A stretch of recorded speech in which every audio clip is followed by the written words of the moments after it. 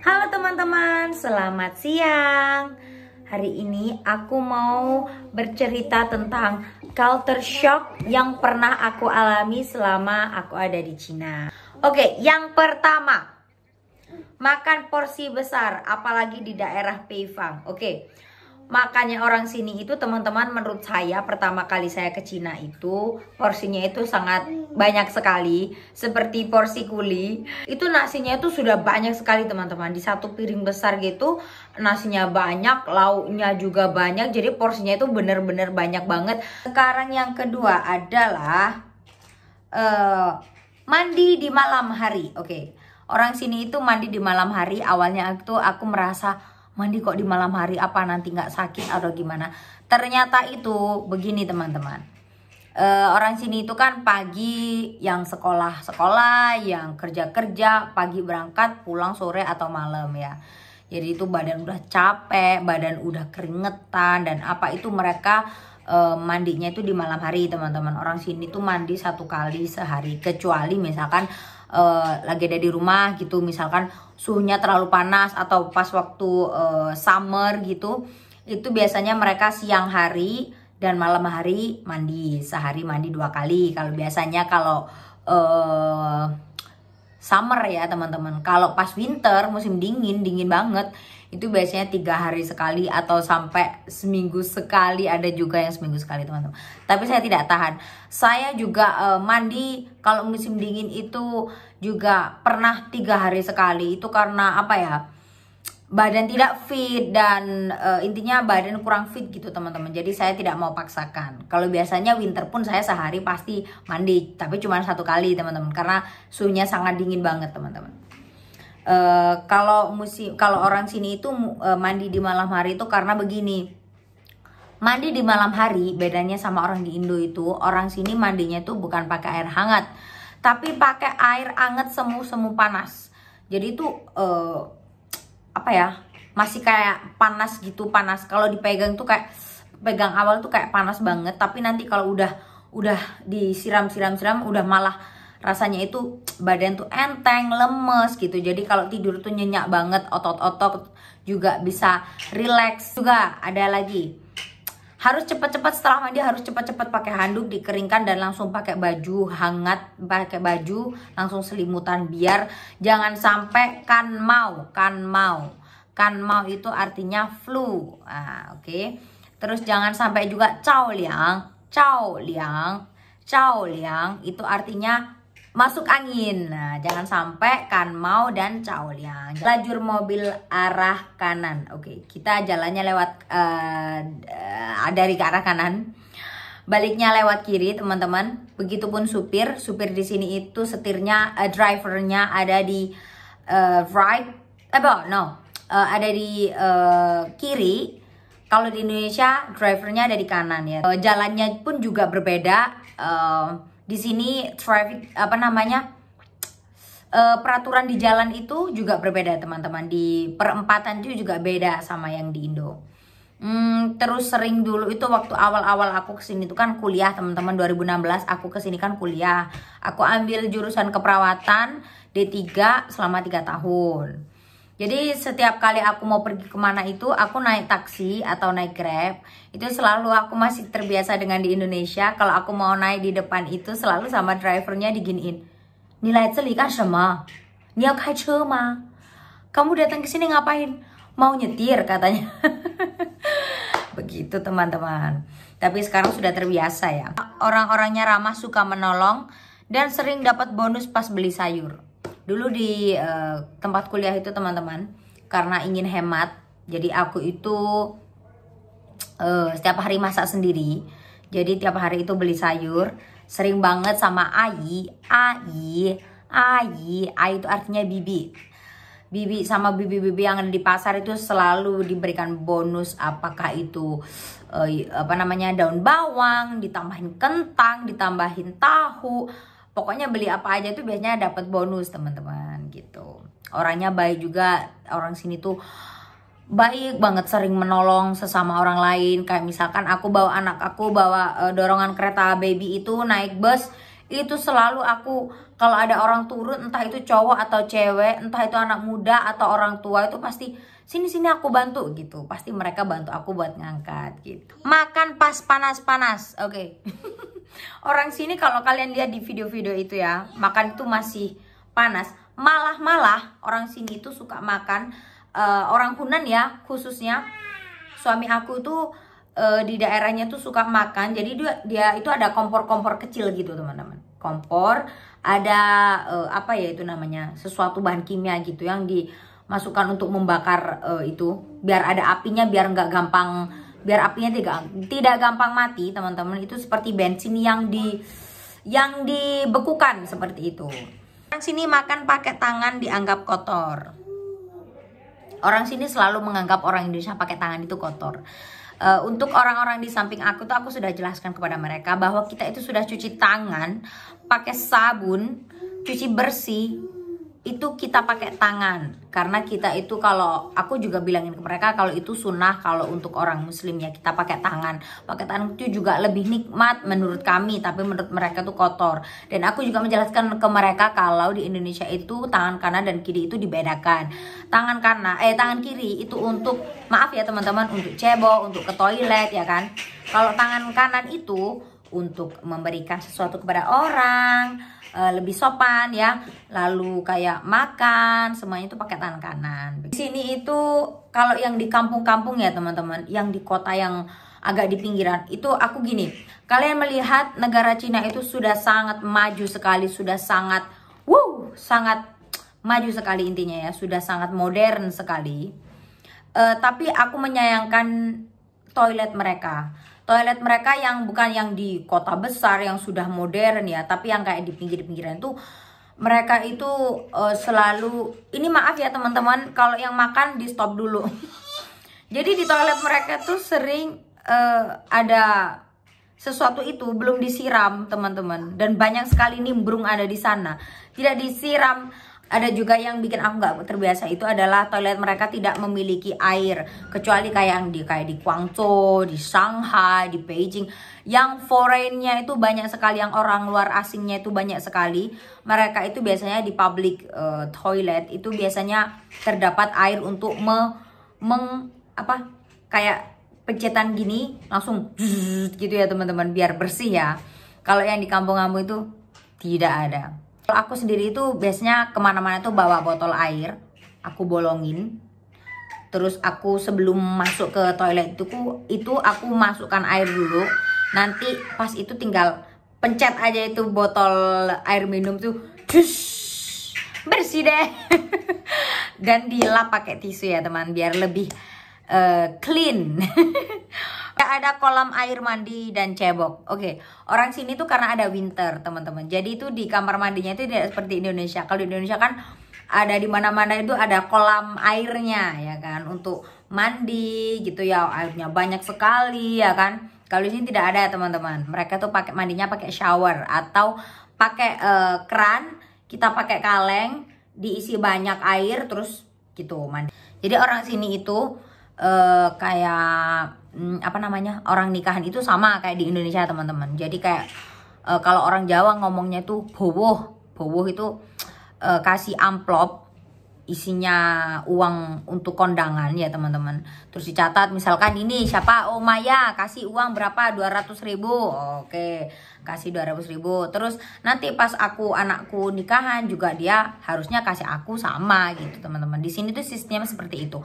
Dan sampai orang meninggal pun dan anak lahiran pun itu ditulis teman. Kalau kalian tahu di video sebelumnya itu ada video orang meninggal itu yang balon-balon putih. Kalau orang nikahan itu balon-balon merah. Kalau orang melahirkan itu juga balon merah. Balon merah itu menandakan kongsi, selamat, kebahagiaan, cufu, harapan yang bagus begitu teman-teman. Kalau putih itu di sini artinya itu duka atau kehilangan. Sulitnya melafalkan 4 nada Mandarin. Oke, gini. Di bahasa Mandarin itu teman-teman ada yang namanya hanzi. Hanzi itu tulisan yang kayak gede-gede gitu, yang kayak kotak-kotak itu namanya Hanzi. Kalau yang tulisan cara bacanya, misalkan aku biasanya di video itu ditulis ya, ada Hanzi, sampingnya itu ada pinyin. Pinyin itu cara baca dari tulisan kotak-kotak tersebut. Nah, ada lagi teman-teman. Yang ketiga itu adalah nada. Kalau nada kamu salah, orang itu juga tidak akan ngeh apa yang kamu maksud. Tapi kalau misalkan kamu ngomongnya bergandengan apa, mungkin orang-orang paham itu karena mereka itu menebak, oh mungkin maksudnya begini-begini gitu. Jadi di sini tuh ada 4 nada teman-teman. Nada ini namanya sheng tiao. Sheng tiao itu ada 4. Kalau di sini nadanya ada 4. A, nada pertama. A, nada kedua. Nada ketiga. A, nada keempat. A, gitu teman-teman. Jadi kayak misalkan yang aku kasih contoh ya, membeli dan menjual. Kalau membeli itu mai, membeli. Kalau menjual itu mai, nada keempat. Habis melahirkan harus istirahat total 1 bulan. Oke, ini aku jelaskan teman-teman. Ini adalah seluruh wanita Cina yang sangat tidak disukai oleh semua wanita Cina. Tapi ini adat ini memang menurut aku ya memang sangat betul sekali. Begini, jadi setelah kita melahirkan, orang sini itu harus istirahat 1 bulan. Jadi biasanya itu hitungannya itu sampai 42 hari. Itu nggak boleh keluar rumah pakai baju tebel. Maksudnya kalau dia lahirannya pas waktu musim dingin ya pakai baju tebal ya teman-teman. Dan meskipun musim panas juga, itu kepala itu harus ada topi, harus pakai topi atau penutup kepala. Biar ini ubun-ubun kita ini tidak gampang kemasukan air atau kemasukan angin atau keanginan yang nanti mengakibatkan kita belum tua itu sering pusing kepala atau intinya itu banyak lah intinya ya. Jadi itu kalau di sini itu 1 bulan setelah melahirkan tuh wajib melakukan itu teman-teman. Kita hamil itu juga seluruh nutrisi gizi itu juga diserap oleh anak kita teman-teman. Apalagi kita pas melahirkan itu seperti perang ya teman-teman, seperti perang. Jadi seluruh tenaga kita dikeluarkan. Jadi maksudnya mereka orang sini itu biar istirahat total begitu teman-teman. Ada juga yang tidak melakukan, akhirnya itu jadi sakit atau seperti apa. Memang karena suhu di Indonesia sama di Cina beda. Jadi mungkin di Indonesia jarang ya ada kayak gini ya. Kalau di sini itu wajib karena di sini itu ada winter teman-teman. Lebih baik dilakukan daripada tidak dilakukan. Nanti kalau sakit kan kita sendiri teman-teman. Namanya yuezi itu artinya orang yang habis melahirkan harus melakukan istirahat total selama 1 bulan. Jadi selama yuezi itu kita biasanya kalau orang sini yang non muslim itu mereka akan makan sup kaki babi atau sup yang proteinnya tinggi gitu ya, yang tanpai itu artinya protein, yang proteinnya tinggi, atau sup ikan atau sup apa aja. Karena aku orang muslim, aku tidak makan seperti itu teman-teman. Jadi saya makannya itu sup ayam. Selama 1 bulan itu mama aku menyembelih berapa ayam? Tebak dong. Ada 18 hampir 20 ayam yang sudah disembelih untuk aku makan teman-teman. Ya tidak heran kalau air susu saya itu sangat banyak sekali seperti sapi perah teman-teman. Oke. Dan waktu yuezi, waktu melakukan adat itu teman-teman, kita itu keramasnya pakai aicao. Aicao itu apa ya? Aicao nanti aku kasih tahu di sini ya teman-teman, di sini. Oke. Aicao itu dibakar. Rumput itu dibakar, rumput kering itu dibakar, lalu dibuat kita keramas. Katanya itu orang dulu zaman dulu itu untuk mensterilkan badan kita atau mensterilkan apa aja itu bisa pakai itu teman-teman. Mana-mana bawa botol minum isi teh no gula. Oke. Orang sini itu suka banget kemana-mana itu bawa botol sendiri. Orang sini itu lebih suka minum air putih bawa sendiri, air anget. Orang sini itu selalu gini, misalkan aku sakit nih, aduh aku sakit apa aja, selalu sama orang Cina dibilang gini, tuo he shui. Tuo artinya banyak, he shui he minum, he minum. Shui, shui itu artinya air.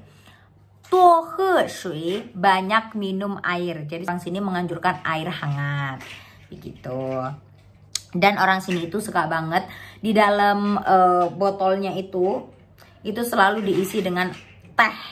Teh hijau, teh merah, teh apa aja, sama teh bunga, teh mawar, teh melati. Banyak banget di sini tuh teh, teman-teman. Banyak, berapa ribu macam itu teh di sini. Tapi mereka tidak suka dimasukkan gula ya, teman-teman. Jadi itu mereka langsung khusus cuman air panas itu sama air panas. Itu tidak pemakai gula, teman-teman. Orang sini pas waktu winter itu suka rendam kaki. Kalau kalian lihat di video-video awal aku atau di mana itu kan ada selalu rendam kaki. Nah, itu karena orang sini itu di sini itu kan ada winter. Misalkan nih, kamu nggak mandi, tapi tuh kamu harus cuci kaki, teman-teman. Jadi di sini itu udah kayak kebiasaan gitu. Misalkan hari ini kamu kecapean banget, mau tidur kamu nggak mandi, seharian kamu nggak mandi, tapi harus tetap cuci kaki. Karena kaki kamu itu ya udah banyak virus, banyak bakteri, berkeringat atau bau atau seperti apa ya teman-teman. Itu harus dicuci biar lebih bersih ya teman-teman, dan tidur itu lebih nyenyak. Cucinya itu pakai air panas ya, bukan panas ya, semu-semu panas yang agak panasan dikit gitu teman-teman. Tapi setelah itu rasanya kaki itu rasanya enteng banget, enak. Oke, kalau di Cina ini sistemnya itu meskipun SD, SMP, SMA, kuliah itu sama teman-teman. Misalkan nih pelajarannya Zhang Lao Shi, guru Zhang ya. Misalkan pelajarannya guru Zhang ini selama 1 jam.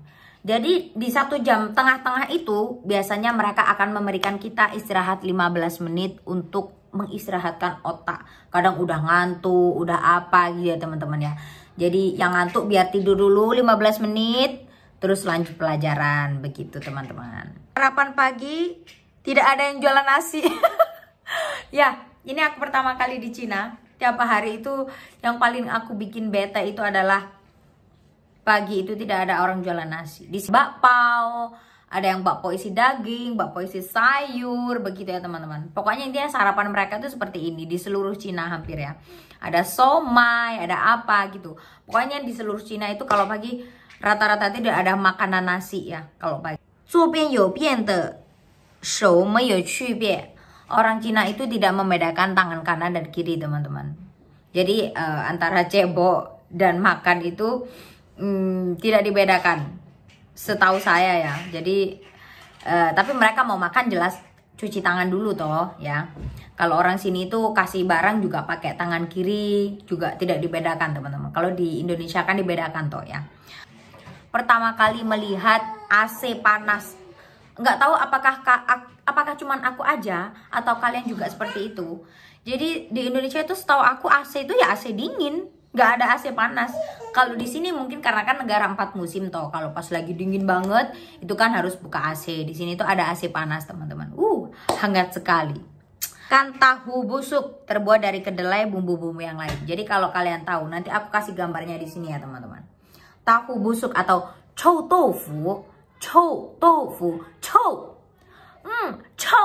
Chou itu artinya busuk atau bau.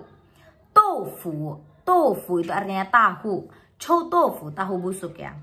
Jadi dia itu warna hitam tuh karena ada kedelai hitam, ada campuran bumbu-bumbu yang lain, di fermentasi dan lain-lain, itu jadi warna hitam. Baunya itu bau sekali. Tapi sekali makan, enak. Pertama kali aku tidak terbiasa teman-teman. Aku merasa kayak, ya apa ini busuk banget, kayak nggak berani makan, apalagi warnanya hitam.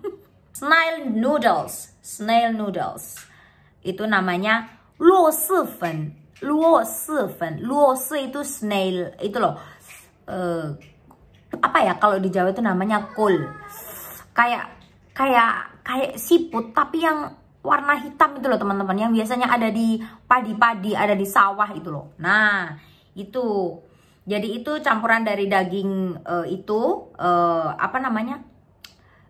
Siput hitam itu yang ada di sawah-sawah itu, dan campuran dari mie beras dan toppingnya itu dikasih rebung. Nah, jadi busuk-busuknya makanan snail noodles ini ini namanya ini luosefen, itu busuknya dari bau ini loh, bau rebung. Tuh, yang suka rebung, bau rebung ya suka aja. Aku suka teman-teman. Ada juga yang benci bau rebung ya. Pitan. Aku taruh di sini ya nanti ya. Pitan itu telur hitam yang difermentasi. Jadi itu telurnya itu telur bebek yang dibungkus dengan aku tidak tahu itu apa ya namanya. Nanti aku coba cari teman-teman. Aku taruh di sini ya. Itu tuh dikasih kayak apa, terus kayak bukan semen ya, apa itu loh, pokoknya dibungkus dengan itu di luar cangkangnya itu, di luar itu, lalu didiamkan selama beberapa hari. Kalau sudah matang tinggal dibuka, diambil dan dioseng dengan bumbu-bumbu teman-teman. Sangat nikmat. Awalnya itu saya sangat-sangat benci sekali dengan ini, tapi sekarang sudah tinggal di Cina udah 7 tahun, rasanya ini sangat meiwei nikmat. Nikmat sekali teman-teman. Lambung ikan. Oke, orang Cina itu suka makan lambung ikan. Orang Cina itu suka banget sama produk kecantikan atau Cengkangpin, produk kesehatan. Apa? Lambungnya ikan itu tinggi banget protein teman-teman. Orang sini tuh setengah kilonya tuh mahal banget ya. Coba nanti aku cari tahu ya, nanti aku tulis di sini ya teman-teman. 中国人吃饭非常安适. Orang Cina makan itu sangat menurut jam makan. Jadi mereka itu tidak pernah telat makan teman-teman. Kalau pagi sarapan jam 6 atau jam 7, 6, 7, 8, sekitar 3 jaman ini. Makan sarapan itu pasti jam segini. Jam 12, mau nggak mau kamu harus makan. Jadi serentak teman-teman. Orang kerja, anak kuliah, orang di rumah itu jam 12 tuh pada masak. Biasanya orang jam 12 di sini ya. Aku udah potong-potong sayur tuh di sebelah rumahku ini, di sebelah sana. Itu juga dengar lagi potong-potong sayur, lagi masak, song itu. Terdengar sangat keras sekali suaranya. Seluruh orang jam 12 tuh pada masak semua teman-teman.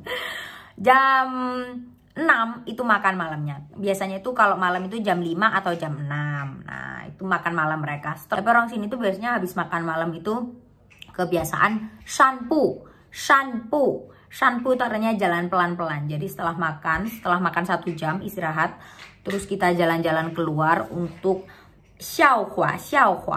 Xiaohua itu mencerna, xiaohua xitong. Jadi itu di pencernaan kita ini biar dicerna dengan baik. Zhongguo bu xihuan 4 这个数字. Orang Cina tidak suka angka 4. Karena apa teman-teman? Aku kasih tahu kalian ya, hitung-hitungan 1 sampai 10. 1 ya, 1 2 3 4 5 6 10 ya. Oke. 1 2 3 4 5 6 7 8 9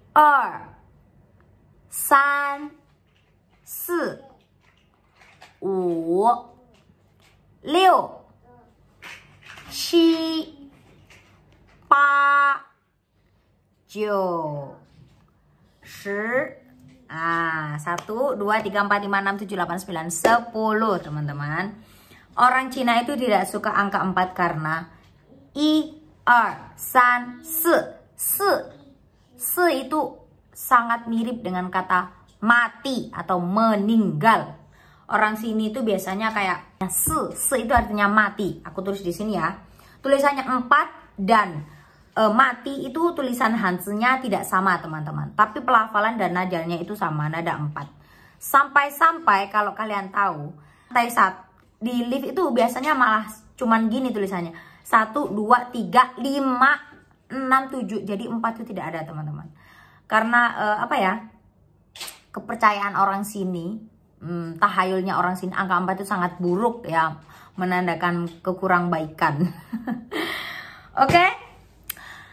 Ini menurut pengalaman aku yang selama ini di Cina. Kalau kalian ada pertanyaan, atau mungkin ada kalian tahu juga perbedaan orang culture shock juga yang juga lagi nonton yang sekarang ada di Cina juga. Kalian juga bisa tulis di kolom komentar, nanti akan aku jawab dan kita akan chat di kolom komentar ya teman-teman. Terima kasih yang telah menonton, semoga kalian suka. Jangan lupa subscribe, like, share, dan komen biar channel aku makin berkembang. Oke, channel hari ini sampai sini dulu. Bye-bye.